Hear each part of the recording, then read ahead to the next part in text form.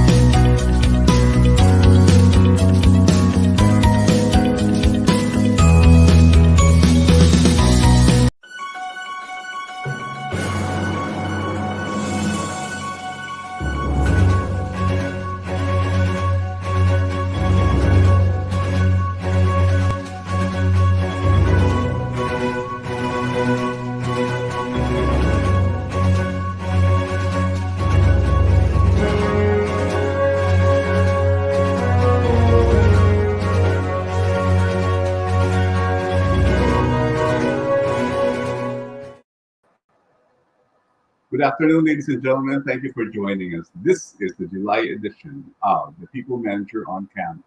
My name is Joe Veneer, and I'm sitting in for the anchor. She'll be back before you know it, Ms. Joanne Rosario Sete. First off, I would like to thank you for joining us today. We're live over Facebook and YouTube every third Wednesday of the month from 1 p.m. to 2 p.m. And this monthly magazine program is brought to you by People Manager the People Management Association of the Philippines, PMAP. Bago po ako magpaalam, I would just like to remind you na sinula pa pala natin, and we have 4 segments for today, as usual. Our first segment is People Watch, as we spotlight trailblazing achievements of our people managers. We also have musts, and these are urgencies that we need to know now. Anticipate this are the trends that are coming your way. Some of them are actually too close to call. And of course, Prick Your Heart. These are heartwarming stories, and they could be very, very inspiring for everyone. Now, even if you live under the rock, you've probably heard of these stories. Record-breaking temperature rises in Europe. We also have almost unabated forest fires in North America and elsewhere, and horrifying floods and landslides from Australia to India and even as far out as South Africa. These are just a few of the proof that climate change is real. And unless we do something concrete about this, then we are going to be, I'm sorry I could not say the word here. Today, our spotlight is on sustainability with our theme, Carry On. Tomorrow matters today. So we've been doing quite a lot of initiatives. The usual stuff, of course, like tree planting, recycling, and even carbon imprint reductions. Are these enough, by the way? Here at PM on Cam, and this is a secret that I would like to share with you. We actually forcibly assign one person every month to do everything, planning for the theme, the topics, finding the right speakers, and of course, the execution of the show. Our first segment host has once again done a splendid job for organizing everything, and all these with a topic that is well, exactly we are probably causing him burnout. Here to tell you more about our first segment on People Watch, please welcome the head of Learning and People Development of Monday Nissan Corporation. Please welcome Mr. Lawrence Cole. Sir, magandang hapon po. Magandang hapon. Thank you so much, EIC You Job. don't And look like you're burnt out anyway, so far from it. You're managing it very well. thank you, and thank you for spilling the secret now of the Branding and Marketing Communications Committee of PMAP. So once again, welcome everyone to another segment of People Watch. And for this particular month, our topic is going to be anticipating the hybrid burnout. And I'm actually very excited to introduce our speaker this afternoon because I know that he has a lot of things to share to our viewers. So let's jump straight to the introduction of our resource speaker. Our speaker would have over 20 years of extensive global experience in shared services, human resources, business process outsourcing, and information technology, including a combined 18 years spent with IBM, Microsoft, and Accenture. Definitive experience in the areas of back office support, operations management, technical support, and customer service operations, vendor management and contracts, and business process engineering and project management. So it's currently connected with Baker and McKenzie's global services here in Manila. Some of his key responsibilities would, of course, be to oversee the Manila Center's facilities administration and business continuity, providing leadership and guidance and support to multiple functional operations, supporting the business of law in the areas of document services, practice group, and the industry group admin services, among others. I'm pretty sure that you're very excited to all of the things that is going to be sharing with us this afternoon. So, ladies and gentlemen, let us welcome the Director for Operations of Baker and McKenzie Global Services Manila, Mr. George Garcia. Good afternoon, George. Hi, good afternoon, Lawrence, and thank you for inviting to this event. And good afternoon to the PMAP community viewing this session.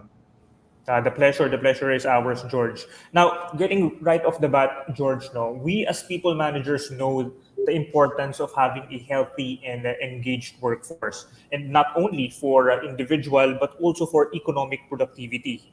Our employees, and of course by extension our contribution to the economy. Now, being Baker and McKenzie, being a leading employer in the Philippines, we are keen to know about your insights to employee burnout in this new hybrid work setting. Thank you, Lawrence, for that question. And if you will allow me, please, for those who are not familiar with Baker McKenzie, we are among the top three global corporate law firms with around 77 affiliate offices across multiple regions and countries. We are among the industry pioneers in establishing a shared services structure in support of the business of law. The Manila Center is one of four, and it is actually the largest and the first one, and with the other centers located in Belfast, Ireland, in Buenos Aires, Argentina, and in Tampa, Florida. Now, to answer your question, Lawrence, hybrid work setting is fundamentally what we all refer to as new ways of working, and it is our initial gateway to what we envision to be the future of work. While we are yet to establish what this concept fully entails, our hybrid journey in Baker McKenzie mirrors what hundreds, thousands of companies are actually going through. Our plan is to empower employees to quickly and seamlessly transition to a dual mode of working on site and remotely. It is anchored on a calculated balance between regulatory compliance, employee well being, operational productivity, of course, quality of service, and the most important piece for the business is cost effectiveness. What we all have seen are some major and critical hurdles along the way when we speak of hybrid. Number one, of course, again, is the inflexible and volatile nature of government regulatory policies, which stymies our capacity to offer choices to our people. The concept of mandatory on-site work is no longer feasible. In an internal survey that we conducted in Baker McKenzie, 98% of our employees actually prefer hybrid or permanent work from home. This same survey also identified the lack of available, safe, and reliable public transportation as a key concern, followed by areas like rising inflation and fuel costs, and of course, health and safety concerns. In fact, the latter is further aggravated by the unpredictability of COVID itself, where emergent variants continue to pose as threats. However, and interestingly, our people are quick to point out that productivity did not suffer and even progressed in some sectors, while emphasizing the value of being able to manage work on their own, and the personal priorities that they need to address as critical factors. Overall, I must admit that as a business, the threat of heightened attrition, of losing our best people as a result of exactly that, employee burnout, is real. A hybrid work model is a living, breathing framework that should constantly adjust to the dynamics and circumstances of the business environment, introducing new and effective ways to mitigate business risks, leveraging on industry practices and technology inroads, and providing pivoting our strategies as the need arises. Thank you for sharing, George. No, and I know that a good number of our viewers will be able to relate, to heightened attrition as a result of this particular push, from 100% work from home, and now we're trying to experiment hybrid work setups, and perhaps for some organizations, full RTO, full return to the office. So thank you for sharing those particular challenges. Now, you mentioned these challenges, George, and we would also be keen to understand, and I'm pretty sure, given these tough challenges, very difficult to overcome, would you be able to share with our viewers some of the initiatives naman, on the other end that you launched as a result of understanding these insights from within your organization? Yes, Lawrence. I'd be happy to. And as I mentioned earlier, our strategy really operates in a fluid approach, and this approach is driven by business outcomes, employee health and safety, government regulations, and our own global firm practices. In fact, our other three centers, similar to Manila, are operating today on a 2-to-1 hybrid model, which is 2 days in the office, 2 days at home, and 1 day being optional depending on the business need. However, each location has its own set of unique challenges and none more demanding than in the Philippines. So we reintroduced on-site work within the concept of hybrid, and this necessitated really new ways of working. On top of our health protocols, which all of you probably are doing in your respective organizations, we introduced things like a robust online seat reservation system, where you can reserve ahead of time, your seat, and also we introduced a carpool community. Depending on the location of our people, and our demographics have shown that about 60% are actually living in NCR, 30% in Calabarzon, and around 10% in the northern part of Metro Manila. So it's really important for us to create these avenues for our people to feel more comfortable coming into the office. We also revised our work policies, and this is really critical, work policies and guidelines, which allows for more flexibility and agility. We also strengthened our communication channels. We have, in fact, focused a newsletter primarily on hybrid. And we have also conducted learning sessions to help our people navigate through all of these changes. Mhm. Sometime in May, we kicked off our return to office with the a workshop for managers, and we called it "Leading in the New Possible." I think I did share a slide on that, Lawrence. If Mhm. you'd Yeah. I think we can be able. pull up the slide that you shared, George, no? So that our viewers would be able to see some of these photos and references. This workshop, and as you're pulling that, um, Lawrence, it's actually in collaboration with one of our key partners, which is People Ignite, led by JB Wong. And in this session, we encourage our leaders primarily to acknowledge, to accept, and embrace the disruption of moving to hybrid. That is really, really critical. We also conducted smaller group sessions on technology tools, on restructuring work practices, restructuring team norms, such as meetings where the value of engagement and collaboration are really key cornerstones. The thing is, attempting to force fit, what we used to do pre-pandemic into a hybrid model, that will never work. And as you could see there, right, we had about 200 of our managers showing up. It was the first face-to-face event that we actually conducted, and this was held in BGC, and we went into breakout sessions as well, where these tools that we wanted to incorporate into the practices that our people need to adopt as we go into hybrid, those sessions focused on these particular tools. By extension, we're now in the process of doing a similar workshop across all of our employees. As I said, it's not about force fitting. It's not going to work, really. You really Mhm. have to figure out the new way of doing things under hybrid. And I think the key here is being intentional in whatever we do, being purposeful. It's not about being mandatory, nor is it about compliance. Asking an employee to transfer from one desk to another doing exactly the same work does not make sense. It doesn't, right?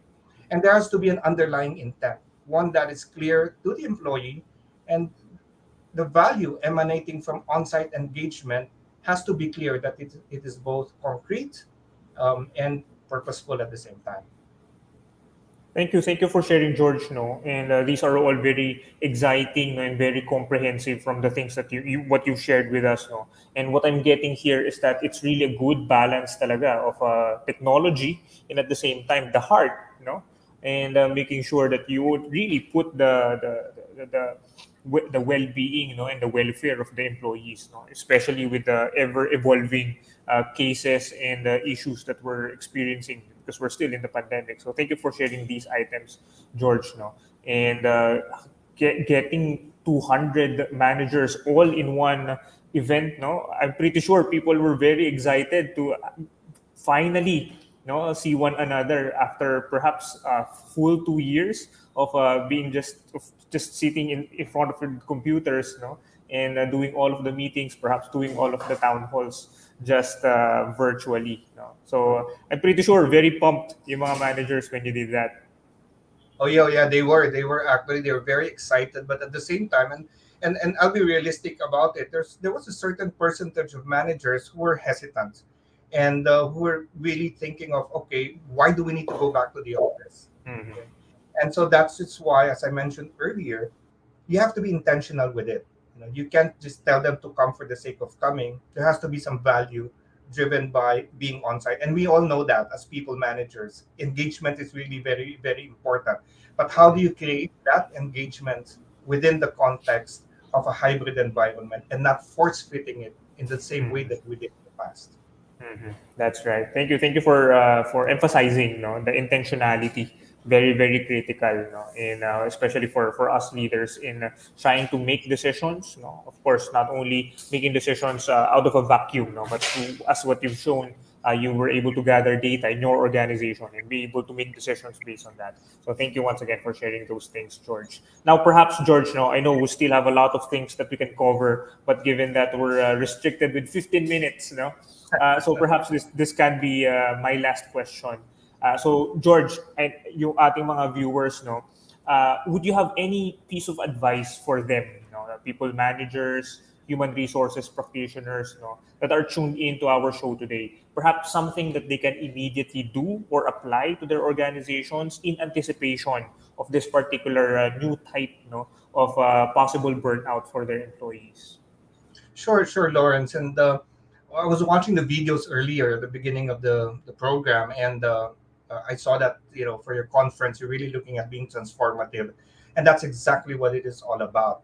The unpredictability of the COVID pandemic, government regulations constantly evolving and in many cases unclear, and the looming financial crisis. These are obstacles, and our collective capacity to realign structures and processes to fully optimize our business outcomes is really critical. So what we in Baker McKenzie Manila Center have learned is that a hybrid working model success really involves keeping everyone positive, that you have a transformative and forward thinking kind of mindset. The first step actually is to basically ask your people, surveys or focus group discussions, find out the specific details of the difficulties they're confronted with, then address them in the quickest possible way. Find out what makes them feel good as well about hybrid and strengthen these areas. What we all need to be is to be open to trying new things, to passionately engage and collaborate, and most importantly, keeping it intentional and purposeful. We need to embrace the disruption as a springboard towards reinventing the way we work. We need to dwell on what is possible and find opportunities in it and seek to create the future of work. And in the process, of course, as people managers, let's not forget to celebrate positive outcomes, Mhm. no matter how small they may be. So there you go, Lawrence. All right. Thank you. Thank you so much, George. No, very, very actionable. And I'm pretty sure baka immediately after our segment today, our viewers might be taking notes and perhaps they will be calling on meetings, no? Intentionality. That might be one of the things. No? Perhaps that's going to be my key takeaway. Technology, putting the heart, being able to gather data, and then being intentional in the actions, as a response to the ever changing situation that we're facing on a day-to-day basis. So once again, thank you so much, George, for joining us this afternoon. And hopefully we can invite you, for more conversations. This is not going to be the last, that we can collaborate with Baker McKenzie Global Services Manila. Of course, Lawrence, and thank you for bringing me here. And I look forward to future engagements as well. And good afternoon to all the viewers and members of PMAP. Thank you so much. All right. Thank you so much, George. And with that, we now end this particular segment. Once again, this segment, the first for our show this afternoon, is People Watch on the topic anticipating the hybrid workout. And we had our resource speaker, Mr. George Garcia from Baker and McKenzie Global Services Manila. Now I turn back the virtual floor to our EIC, Mr. Jov Bateica. Thank you so much. Thank you, Sir Lawrence. And kahit na pala, people ask that they wanted to work from home, there's always the risk of burnout as well. Now that there's going to be a hybrid environment, of course, there will always be a risk. And they've mentioned it, Sir George. And of course, Sir Lawrence reinforced it by saying intentionality, just one of the key components of making sure that we avoid burnout, and then we increase intentionality and add meaning to everybody's lives. Thank you so much. That's People Watch for you. Our next segment, we have prepared her, our segment host, a long time. We gave her a long time because we informed her yesterday afternoon that she will be the segment host. From Research and Development in PMAP, please welcome Miss Sarah Lausa Niguas. Ma'am Sarah, magandang hapon po.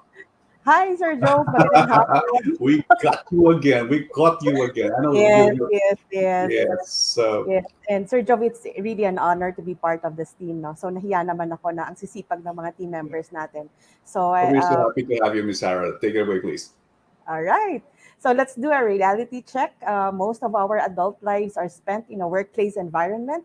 And given this, it's essential that people managers and business leaders should develop the right framework in protecting, regenerating, and sustaining our people and planet. Businesses do not have the right to operate if these significant measures are not part of their corporate social responsibility because we are living in borrowed time. In fact, we owe these present times from the future generation. In this segment, it is an honor to have Ms. Agnes C. De Jesus, the Chief Sustainability Officer of the First Philippine Holdings Corporation. And before her stint there, she was Senior Vice President for Environment and External Relations, and at the same time, the Compliance Officer of the Energy Development Corporation. Her extensive ground experience of more than 20 years covers environmental, social impact, and governance dimensions of energy operations. Because of her comprehensive knowledge, she was selected by an international panel to be part of Asia's top sustainability superwomen honor list in 2018. So this afternoon, she will share with us how they engaged all stakeholders based on the three pillars, namely respect, protect, and remedy. Let's watch this.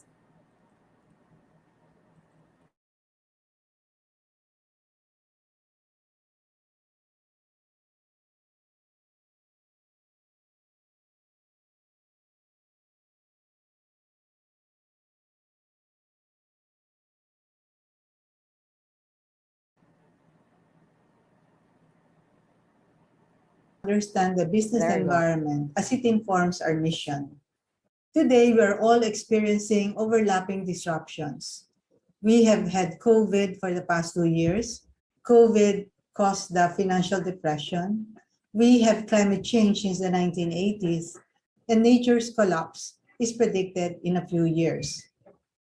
Climate change is man's greatest threat, and it leads to lack of materials, water, food, and damaged land, affecting the poorer population, which is the reason for social inequity today. Whatever happens to people and the environment have reciprocal effects on business.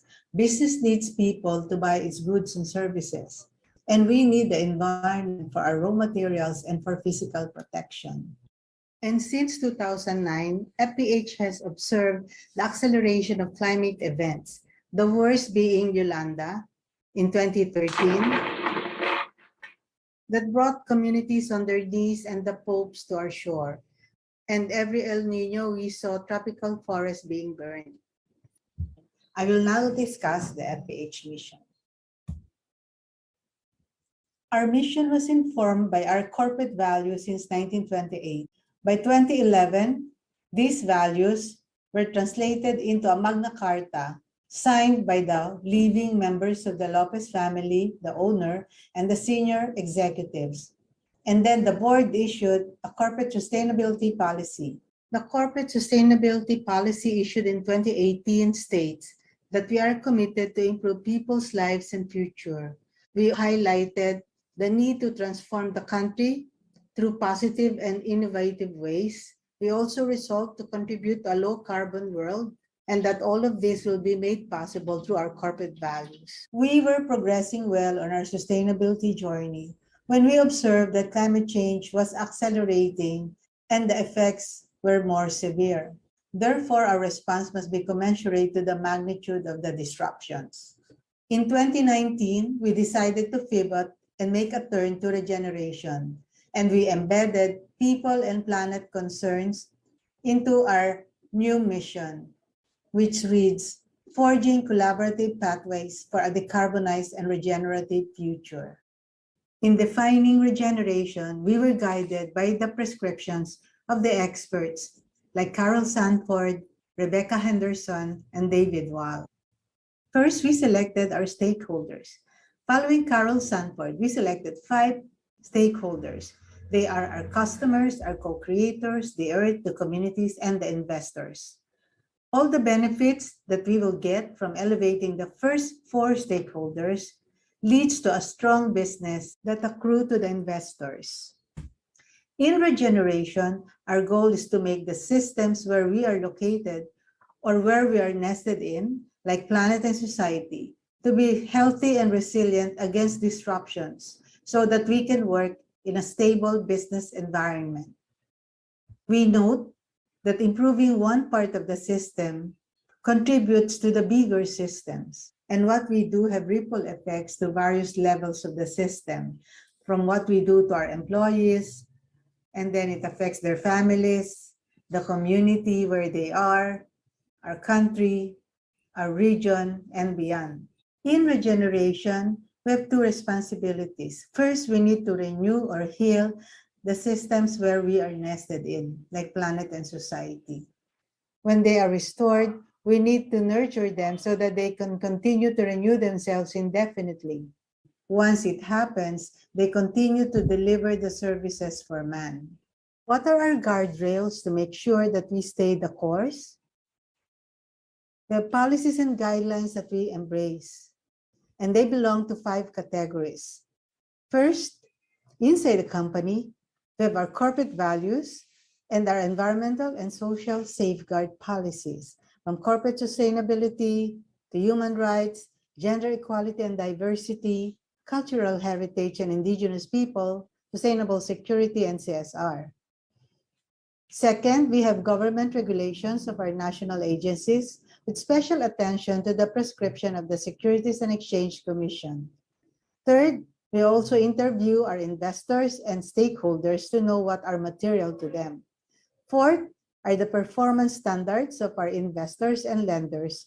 And lastly, we follow the international standards and frameworks of the following institutions like GRI, SASB, TCFD, and Business and Human Rights. And for our reporting, we follow the integrated reporting framework of the Value Reporting Foundation. Policies are cascaded to all employees and executives so that they can understand and comply with them. Attendance to these policy sessions is mandatory.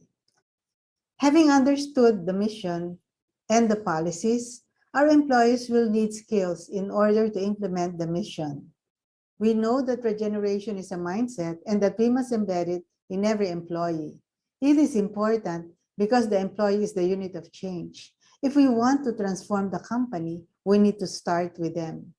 That is why from the start of the journey, we have capacity building sessions then and now.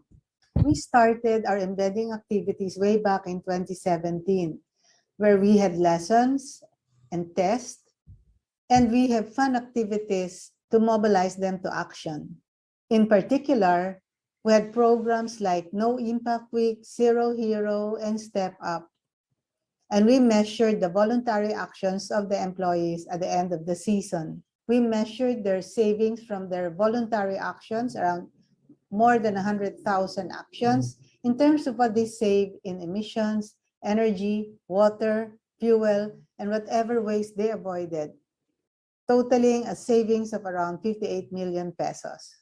Outside the office, we engage our communities through our Climate Change Center and our CSR group.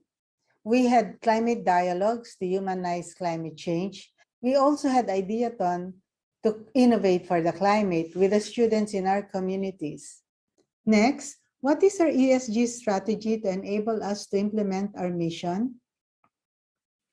This slide shows how we are going to translate our mission of decarbonization and regeneration into discrete processes. First, we protect whatever is left of the natural systems in our work areas. Then we look into the damaged systems. Either we leave forests or oceans to recover, we let them rest, or we accelerate their repair so that they can recover. Third, we have programs for people and the environment because we want to invest in our future. And then we monitor and measure them. And once these systems are restored, they are again protected together with the natural systems. And these are the actions we are taking. For the environment, we maintain and restore nature's integrity. Our products and services have low impact and low carbon. They are non-toxic. And then we minimize material use. For the people, we try to understand the local culture. We respect the rights of our employees and our communities. We ensure their well-being and we promote their participation throughout the life of the project. Here are our actions on the ground. On protection, we protect the forests in our geothermal sites with the help of government and our communities. In the process, we've been able to maintain 126,429 hectares of natural tropical forests, which absorb 1.6 million tons of carbon dioxide every year. In our project sites near marine areas, we are patrolling 1,554 hectares of the Verde Island Passage, including the mangrove areas. The second task is to restore damaged areas. Under EDC's Binhi program, EDC has planted 9,570 hectares with 6.5 million trees with the help of 195 organization partners. They have rescued 96 of the hardest and the rarest native trees, and these reforestation plots absorb another 100,000 tons of carbon dioxide a year. And here are examples of areas we have restored. This is the slash and burn area in Leyte then, and this is the plantation now.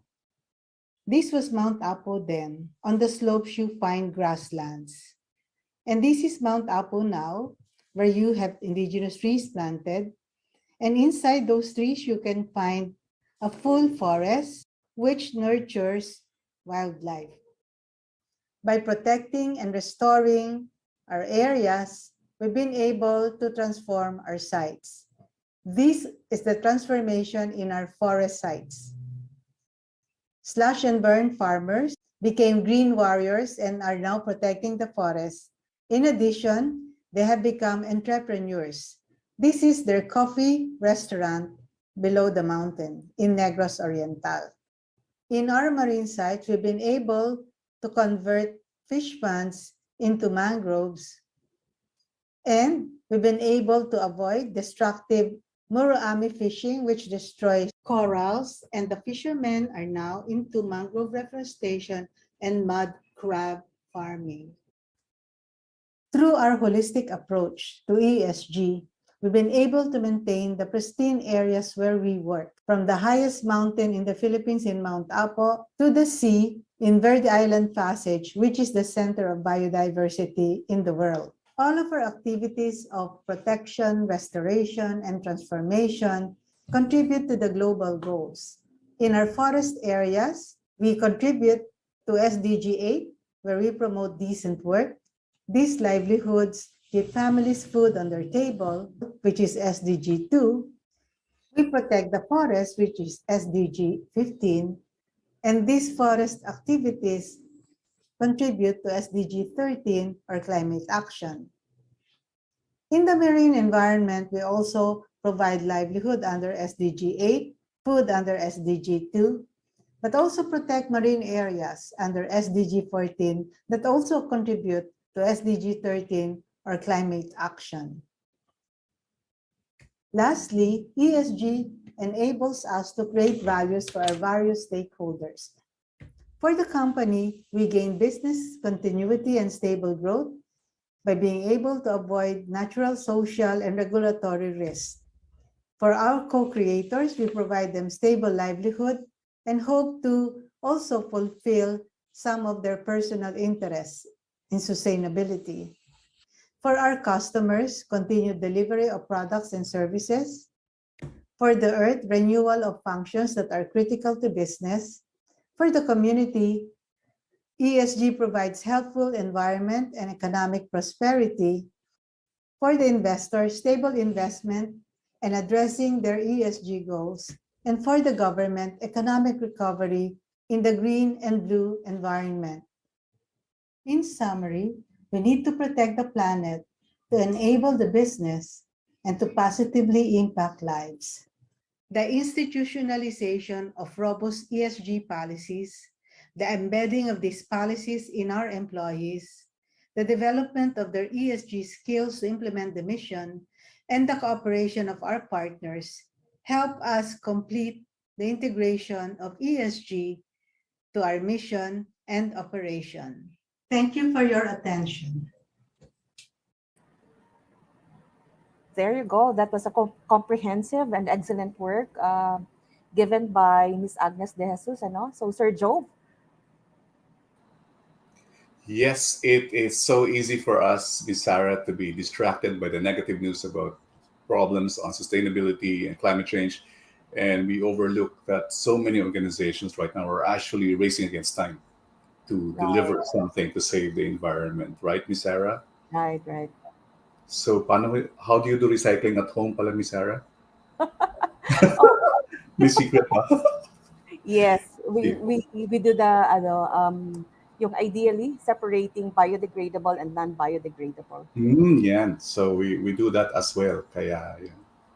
Yung kaibigan ko nasa labas na kasi biodegradable siya. So, yeah. We do a lot of those things. And the things that are happening, even the virus that is affecting us right now, Mhm. they're saying that the mutations are also, they're being given rise because of the fact that the environment is ripe for it. So, and that's quite scary, right, Sarah? Right. Mhm. Yung kapitbahay ko, sabi niya daw, nagka-COVID na siya noong 1974 pa. So, Oh, mm, advance, ah. advance siya. Tapos, ewan ko kung meron nung nangyari sa kanya. Well, Mm. thank you, Ms. Sarah. And of Thank you. course, So, Ms. Agnes, thank you so much. A very comprehensive presentation about what organizations are doing and must be doing right now to help save the environment. For Anticipate This, our segment is all about the youth, which rules me out, by the way. So, we invited a very able, she represents the youth as well, and it's going to be very obvious. She is Ms. Rena Christine Huesca, the talent management lead of Infinite O Manila and the PMAP lead com member. Miss Teen, good afternoon. Hi, good afternoon. Good afternoon. Tingnan niya, yes, she's youthful as well. Very interesting topic on reinvesting on the youth. Yes, thank you, Sir Joe. Good afternoon, everyone. I am your segment host for today's Anticipate This. So, investing in the youth aims to enhance their skills and develop their competency for the future generation. So, our speaker for today's session, Anticipate This, Investing in the Future, How Training the Youth Makes Them Ready for the Workforce, is a registered psychometrician, PMAP Center for Research and Publication, and Academe Industry Committee Research Associate, and an active mission volunteer, Johnson Hokiko. Hi, Johnson. Good afternoon. Hi, good afternoon, Miss Teen. Good afternoon, everyone watching our live show for Yes. People on Time episode this month. It's it's great to be here. Well, to be honest, I'm a little nervous, Miss Teen, because this is my first time being invited to be live here on PMAP. No It's great. It's great to worries. be here. Yeah. So, Johnson, let's start this session with this first question. Can you share us what do we usually do in academic industry to help the youth? All right. Yes. Like you've mentioned, Miss Teen, I'm part of the professional staff from PMAP. I'm in charge of the academe industry committee. So basically, it's PMAP's advocacy uh, to help our youth, to help our students, to equip them to be able to be prepared for entering well, not just work, but hopefully to be able to help them as well be equipped as as adults to enter their adult lives, to enter the workforce. So it's one of our advocacies to help our young students to be equipped with the skills they need, that's necessary for them to be able to succeed in entering work and to grow and flourish in their work, and at the same time uh, for the industries, the companies uh, to be informed as well of what are the needs of the students today. What kind of students our schools, our universities are producing today, and on that the same note, on that same page, that it allows as well for the academes, the school, to be informed as well of what are the needs of the companies, what are the needs of industries today, what are the skills that they're looking for. So, because I believe this has been recent topics, recent news as well, na napag-usapan natin yung uh, with recent discussions if yung senior high program ba natin, or K-12 program is producing uh, college work ready students, and if uh, our college graduates are really getting equipped to enter the world of work. So I guess that's one thing that we do, that we help the we help in any way you can the government, the or any other institutions uh, in helping equip our students for uh, or for work, and for reskilling and upskilling Mhm. our workforce, our labor force. Okay. Thank you, Johnson. And you've mentioned you're also an active member of a community. So can you share something about your community and what's the name of this community? Maybe you can share something about your activities, something that you're doing that can help the students or help our youth to Mhm. become a to be ready to become a professional or young professionals. And how does it help you right now in your profession? Yes. Well, I guess on a personal note, um, I guess why one of the reasons why I really feel strongly for this work that we do, or me being part of the academe industry committee, is part of my experience as well. Growing up, being part of youth ministry, being part of my charismatic community. Uh, it's the Missionary Families for Christ. We're a Catholic Mhm. charismatic community. So basically, we have different ministries to cater to the different needs of different groups of people. So specifically, I've been growing up. I've been part of of the youth ministry of our community. So I served as like somewhat of a, of a youth leader. So you offered formation programs for young people, or for students, and I guess I could say that wherever wherever I am right now, the work that I'm doing right now has been a product of that. Has been a Mhm. product of being myself, being someone who just used to be also a member, a part of our community, the youth ministry and missionary families for Christ.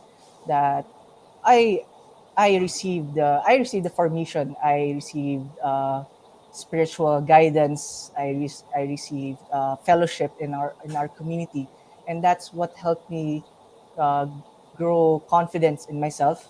That's what helped me really learn to see what's important in life, and really be clear with my values, and with with my it's my special calling, my purpose, to where I believe that God has put me in wherever I am right now in my life, and whatever I've been through uh, for this past years.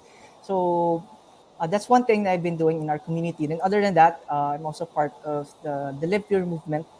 We're also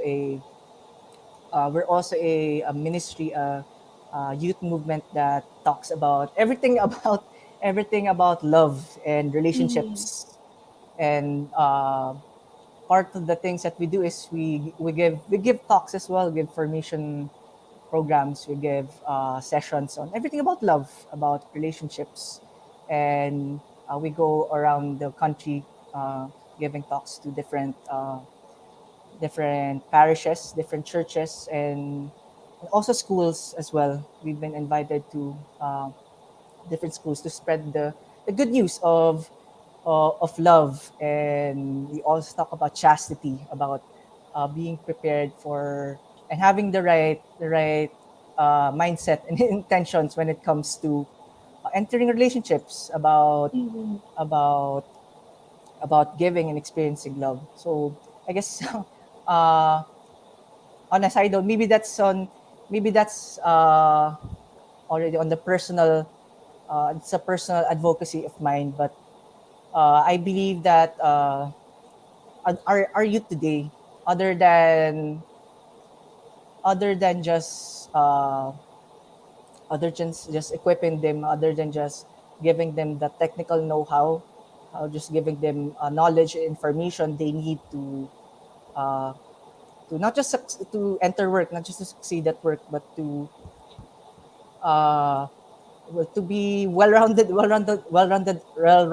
adults. That it's not just enough that uh, that we talk about, that we just give them information or we just give them knowledge, but we also need to talk about values. We need to talk about uh, principles. We need to talk Mm-hmm. about uh, yung, these things that help us get through life, our character, the way we develop our character, the way we develop our relationships, how we deal with other people.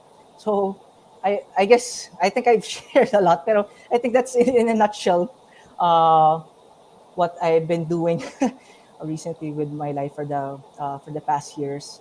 And oh yeah, I guess I forgot to mention as well that because I also used to work as a guidance counselor Mm-hmm. uh, and in a high school.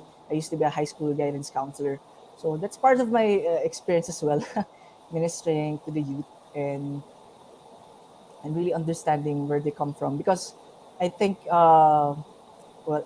us as adults, as as being involved in the corporate in our work, in our corporation, our businesses, that we might have this many good intentions to uh, have different projects or different activities to help or invest on our youth. But we also need to recognize as well that um, part of that task is to be open as well to listen to our youth, to listen to where our youth, our students are coming from. That it's not just uh, us giving information or us giving what we think that would help them, what we think that they need, but it's us meeting where they are. Mm-hmm. It's us going to where they are, and in a sense, it's just really, really us as well adjusting uh, to their language, to their world. So uh, yeah, I guess Yeah. I've shared a lot already, but you maybe have any other questions, Misty? Yes.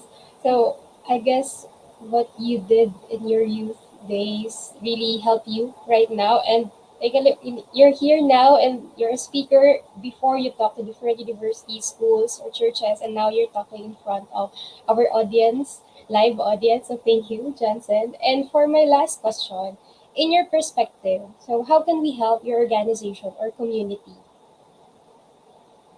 What Hmm. are the things that we can do to help those youth in the community? I guess that's one thing that we're doing in PMAP, in having these advocacies to the projects that we do in the academe industry committee, to collaborate with schools, with the institutions uh, to uh, to understand where the students are coming from. So I guess other than reaching out to schools, to universities, to the academe, that we can also uh, the the industries, our organizations, companies can also reach out to different youth organizations to and institutions that are also involved with Mm-hmm. ministering to the youth, with involved with the formation of the youth. Okay, thank you, Johnson. Those sharings were wonderful, and you started, as I said, you start them young, and all of the learnings you had before, you're using it right now. So thank you for that. And it really takes a long journey for us to grow and to become competent in our chosen field. And therefore, reinvesting or invest in our youth these days could make a significant difference in our future. So thank you once again for joining us in this session. Anticipate this and see you next month. So I would like to give the spotlight back to EIC Job. Yeah, thank you so much, Miss Teen. And this, I'm quite sure that Jansen will never forget this day in his life. Now, both Teen and Jansen, and I know we can listen to them for the whole afternoon, for the whole day, but unfortunately, their parents have specifically given me instructions that they are only allowed screen time up to 2 p.m. Yeah, they're quite young still. So, the future. How do we sustain it? We start them young. We inculcate values and develop them so that they will be able to really sustain the planet for us. Besides, we're going to turn this over to them sooner than later. Our next segment is Perk Your Heart. And our segment host has just graduated from the youth division into the a little over the youth level. And she's still very much young again. And it's always a pleasure to introduce her. And I hope she will not do her succession planning exercise again today. Please welcome the HR Director of FDG International and the Chair of the Leadership Committee of PMAP, Ms. Jamai Duque Gomez. Good afternoon, Ms. Jamai. Good afternoon, Sir Job. And yes, Welcome back. no plans of doing my, surprise Succession succession plan. planning. Yes, Oh, yes, don't worry, yes. Jansen is around. Don't worry, Jansen is here. Okay. Yes, truly appreciate that. All right. And as usual, I am very excited to be here as your segment host for Perk Your Heart again. And as they say, no, I really did move from the youth department. Sabi ko, I wanted that segment earlier, but I didn't qualify anymore. All right. So, guys, this is related to that. Change is really the only constant thing in life. And that's said by Heraclitus, the Greek philosopher. So that makes us wonder how we can create sustainability in an ever changing environment, most especially for HR professionals. So, here to talk about how HR can be a sustainability, how CSR rather can be a sustainability strategy, is the former president of First Inter Resources Management Inc. She is also the PMAP board secretary this year, currently also the trustee in charge for the CSR committee, member of the awards committee, former vice president for Society of Fellows, former treasurer for PMAP Foundation, former vicarial regent, Daughters of Mary Immaculate International Inc., and head of morality and media, Our Lady of Fatima Bacolod Circle DMI. Wow, really very, very active. Let us all welcome Miss Virgie Mendoza. Miss Virgie, pleasant afternoon to you.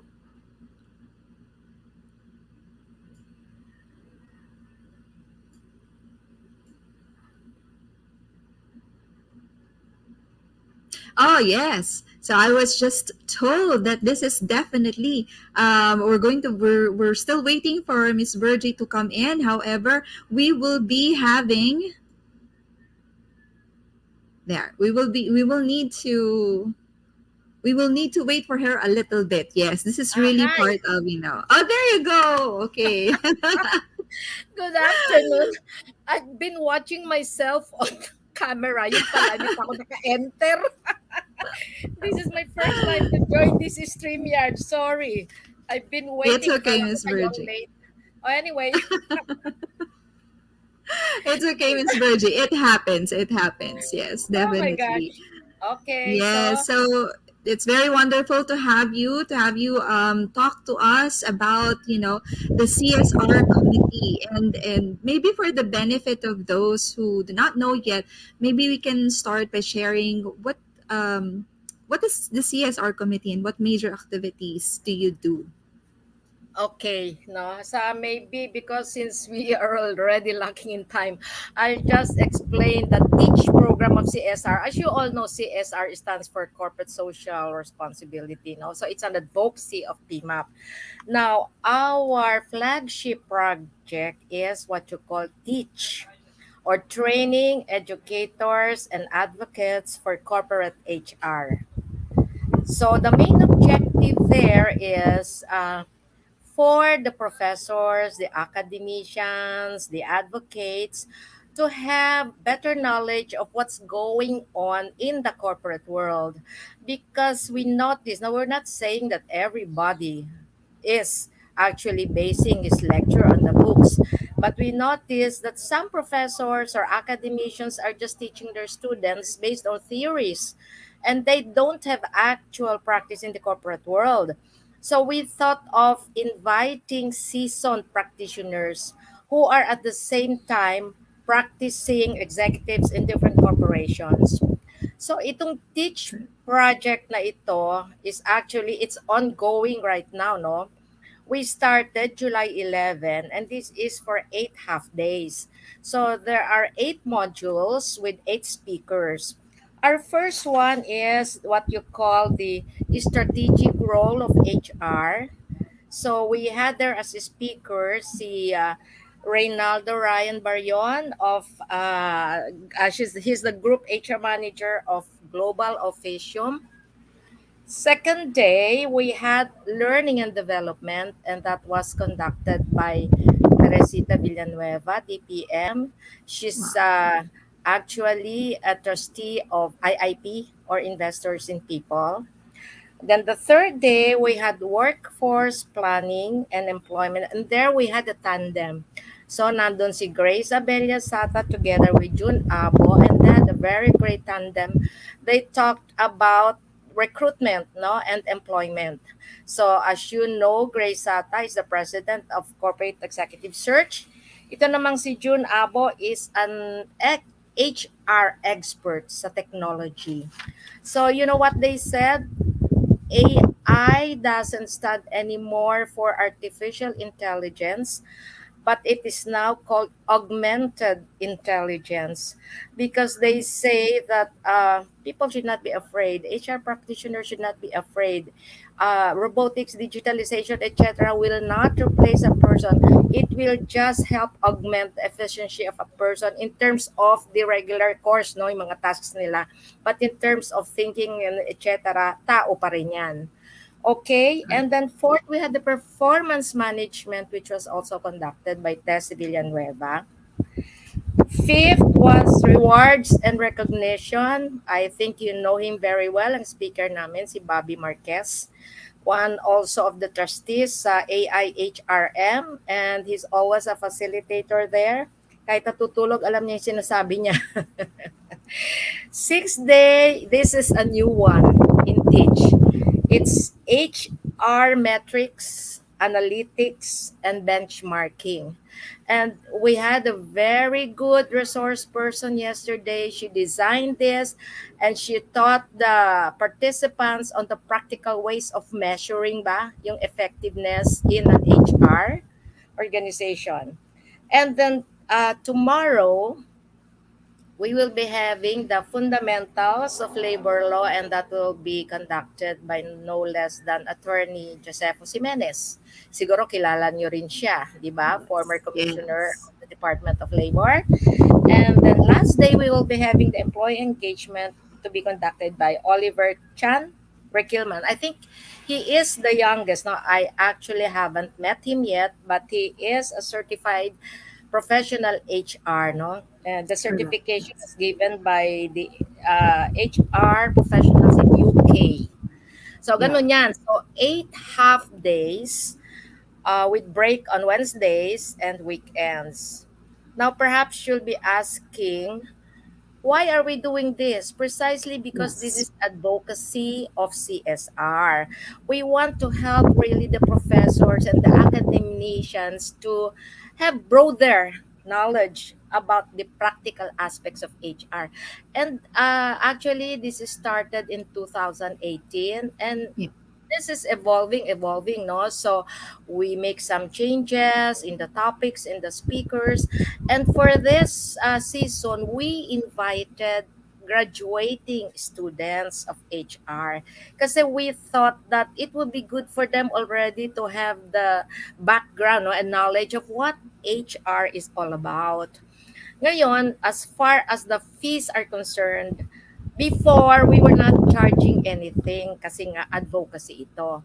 But Yeah. we thought that, alam niyo man ang Filipino culture, if you don't have any investment, you don't really, you don't take it too seriously, di ba? Kaya sabi namin, okay, let's charge 1,000 for each professor. Pero for students, libre. Siyempre, wala pa trabaho mga estudyante, di ba? And you know what?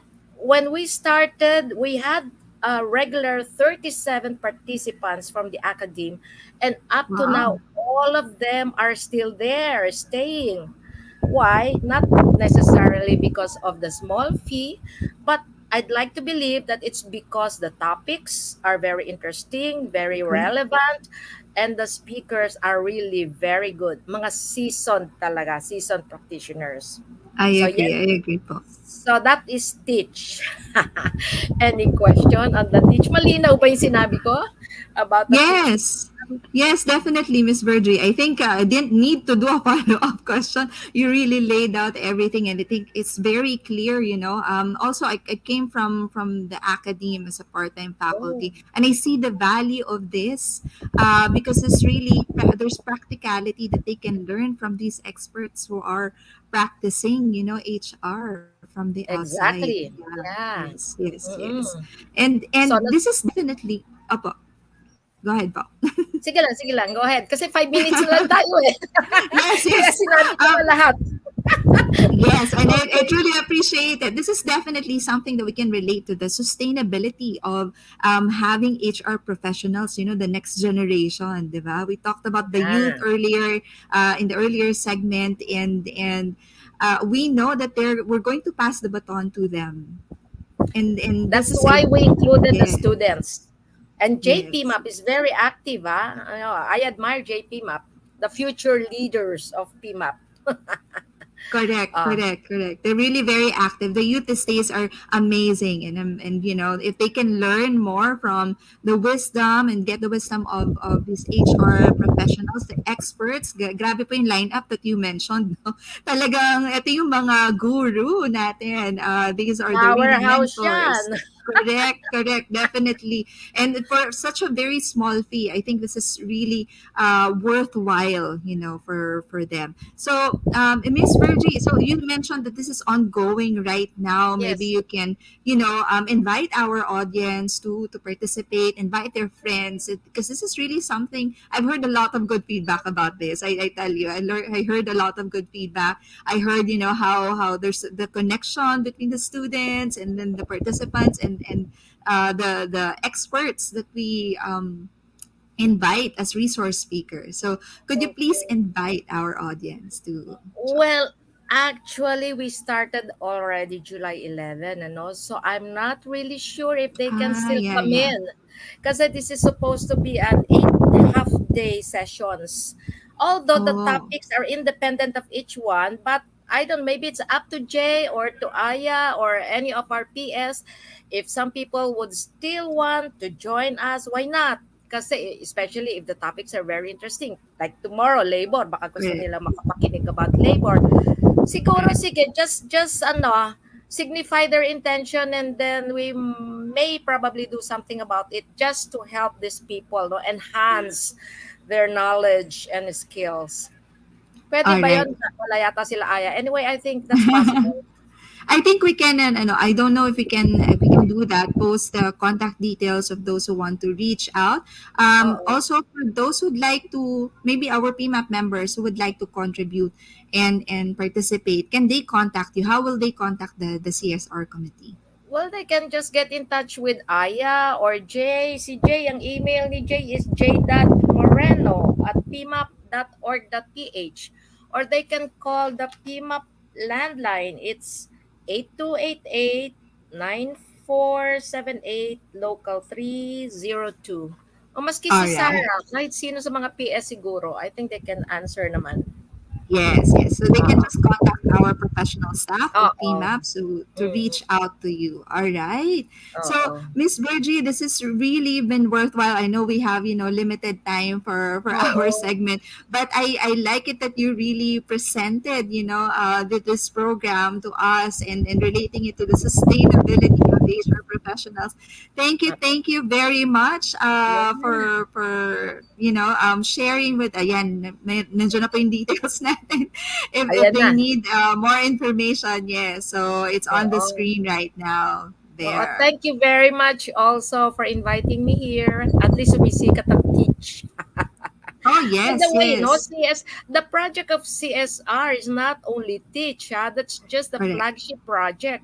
But we have several projects like environment protection. Probably by September, we'll be coming up with a certain project on how to help the environment, no, kung paano yan. But even prior to this Teach, we had that for mental health, yung aming singing webinar. So we had lots of fun. We had, that was a, how do you call that, distressing activity. So we try to address yes. the needs. We try to address the needs of the different sectors of society. So hindi lang ito nakafocus sa Teach. I Yun. agree. So there are a lot of activities that they can actually Yes. participate in if they're interested. And this is really also building a lot of sustainability, no? So again, I heard about that the singing what do Singing you call this? webinar, Singing yes. webinar. Yes. I wanted to participate sana eh. Kaya Sayang. baka masira po yung ano nyo. Mukhang may boses ka naman. Maganda naman ang dating ng boses mo. Pero I would just want to, I would like to take this opportunity really Yes, go ahead po. to thank the members of the CSR committee kasi alam ninyo itong project namin dito, talagang this will not be successful without the help of everybody.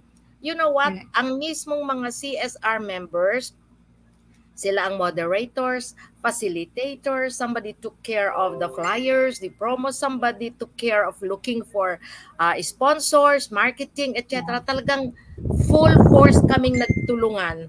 And all of them It's are wonderful. attending the training from start up to Yeah. now present sila kasi let's face it, even if you're already seniors, we cannot say that we are an expert in all fields of HR, and there are always new trends that are coming, so we have to also update ourselves. So I would like to thank the CSR committee talaga. Banggitin ko na dito. Sana may nakikinig sa kanila eh.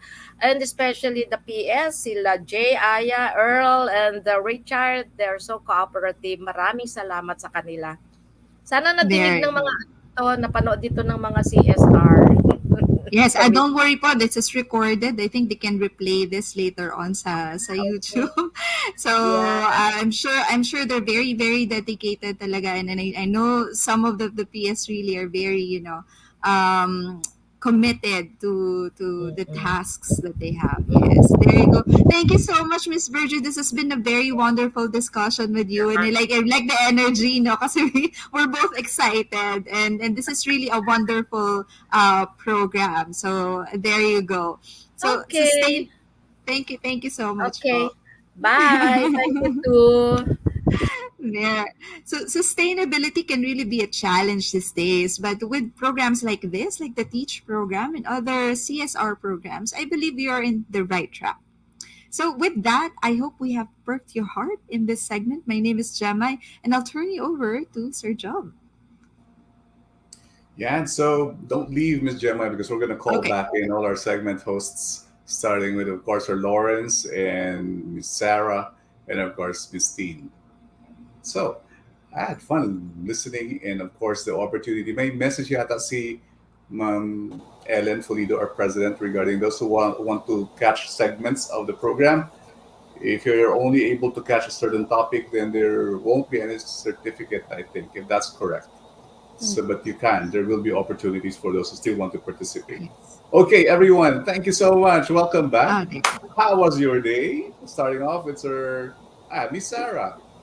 Yeah, it was great. Actually, Sir Job, I picked a lot of insights from the sharing of Miss Agnes. And what I like most about it is that their approach,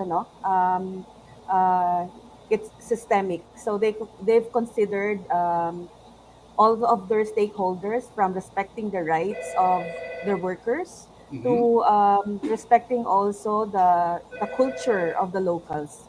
Yes. So those are very important factors we need to consider as well.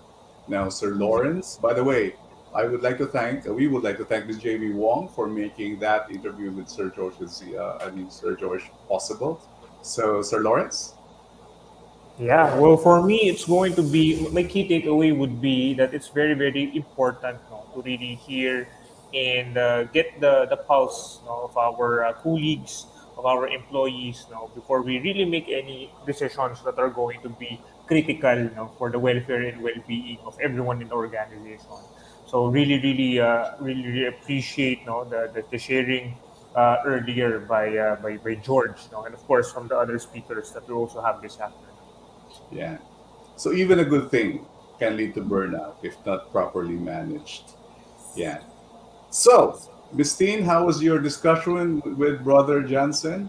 Yes, with Brother Johnson.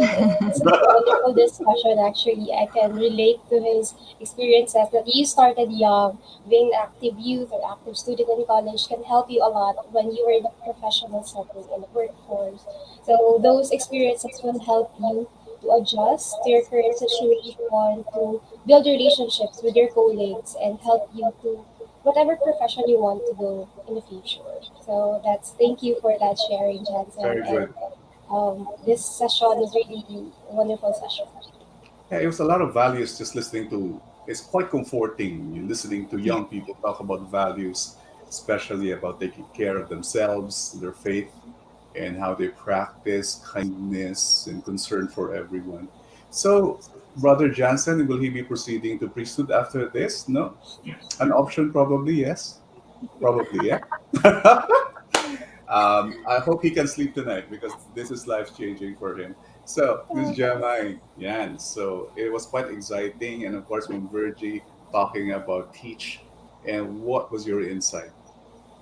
For me, definitely that sustainability can be achieved by transferring learning, no? So passing the baton to the youth Yes. really requires that we also pass on our wisdom, our experience. So it's really great that our HR experts are, contributing to this cause. Ang ganda no. I've heard a lot of good feedback about this actually Very for this program. So it's really exciting. Yeah, so we're looking forward to having you sing one of these days with Jeremiah. I have no doubt you're going to sing very well.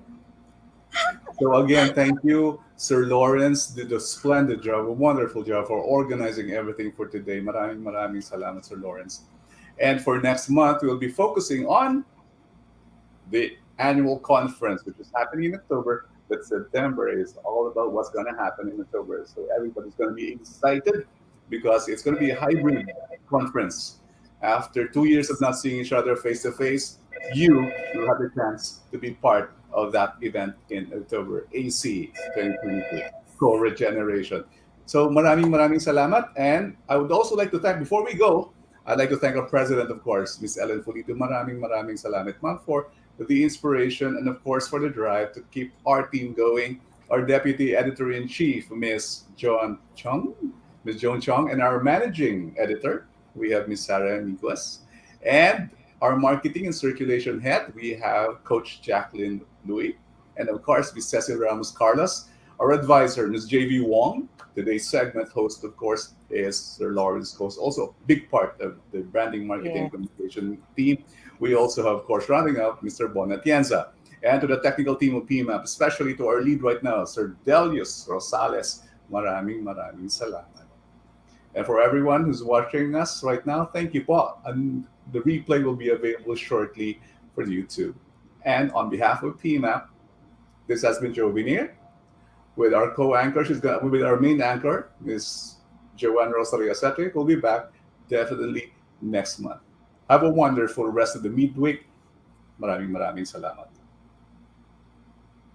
The COVID-19 global pandemic swept through the country like a raging storm. It changed everything. Now, the worst is over, and we stand at the threshold of a new normal. The time of healing and rebuilding is at hand. It's time. The 59th PMAP Annual Conference is sending out a call to action. The 59th PMAP Annual Conference, our battle cry, co-regeneration, our instruments of change, our individual strengths blended together towards one common and meaningful goal. The 59th PMAP Annual Conference. Join us. Let's make the conference our platform for adopting real and meaningful transformative change. Together, we can create a healthy and regenerative society, nation, and planet. Let's